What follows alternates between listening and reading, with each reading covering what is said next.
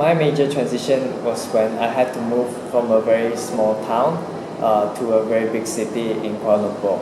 I studied in a very government school, a small government school in Perak, and I had to move to university, which is in KL, which is Taylor's University. I think this is an opportunity for me to mix around with people of different lifestyles and cultures, which I'm not exposed to in my very small town. And I think I was very excited for the first time because I have never moved anywhere near any big cities or developed cities. My major transition will be the fact that I moved from my country, Myanmar, to here to Malaysia for 1 semester. It's my major transition. But really, since when I first time I got accepted to this university, I was really excited and I was really happy because I have a chance to learn in such kind of modernized country, and I can speak English more. I can learn I can improve my language really well. So I was really excited at that time, and I don't have no worries. One of the many challenges that I faced transitioning from a small town to a big town is that the difference in language. First one, because like I said, everyone spoke in English, and I only had good command of the language of Bahasa Malaysia and Mandarin. So it took time for me to adapt. The second one is the challenges of difference in lifestyle and open-mindedness.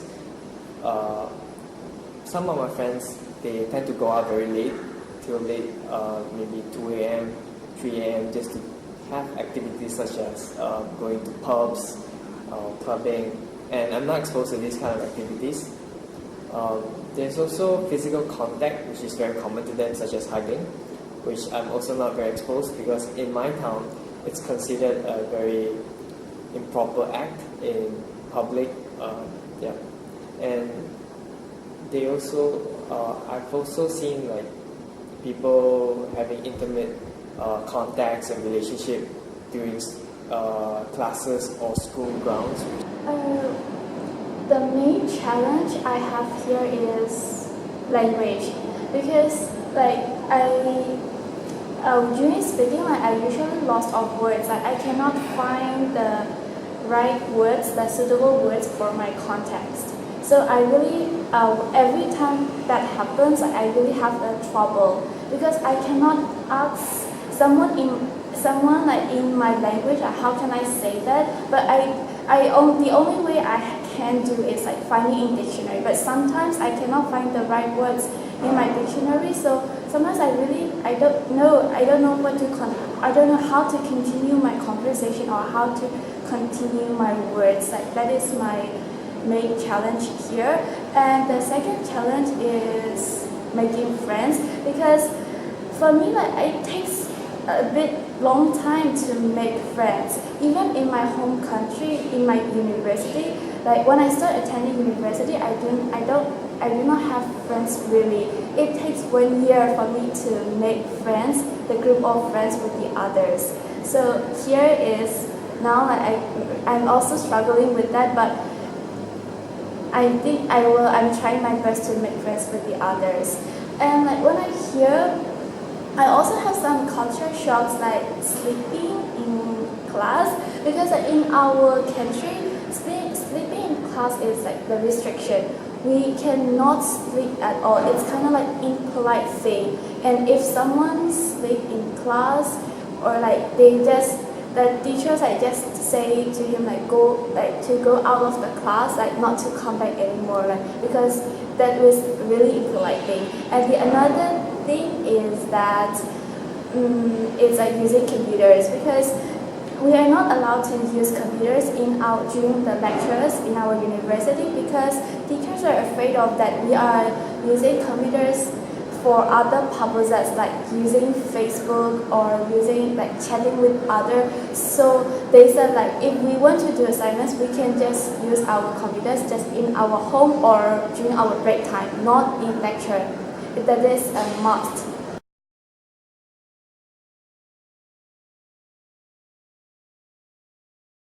So now I'm going to try and compare Michelle's experience to the U-curve model. For the first phase of U-curve model, which is anticipation, Michelle was delighted by the idea that studying in a new country, and she was excited for meeting new people with different cultures. And for the second phase, which is culture shock or crisis, she started having difficulties communicating with other people and understanding the way the Malaysians talk.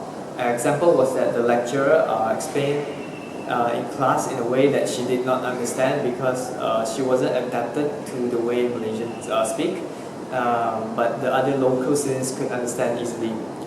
This led to her confusion and frustration.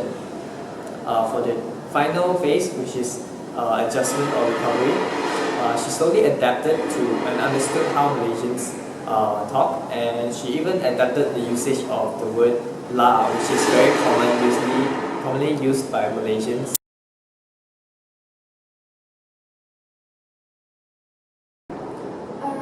So I would like to compare the Vivian's experience with transition model, which is fight approach, because though he was weak in English, but he wasn't hesitate too much, and he would just try to speak English, and he would just try to learn from his mistakes. And then the other thing is that though he was moving from the small town to the big city, but he wasn't scared of